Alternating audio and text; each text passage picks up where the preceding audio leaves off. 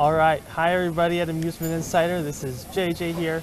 We're at SeaWorld San Diego checking out the brand new Emperor dive coaster. I'm here with Tyler, the VP of Operations here at SeaWorld San Diego.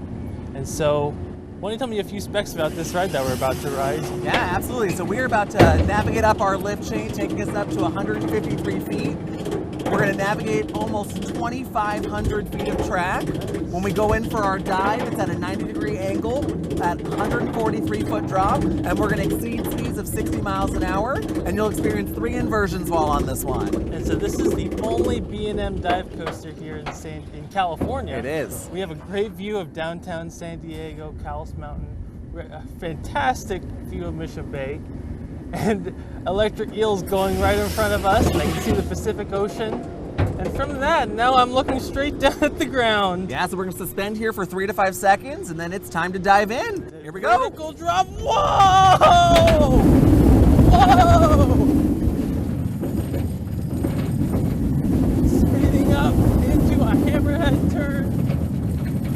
Comes the barrel roll. Whoa! Now we're going to wrap into the flat spin.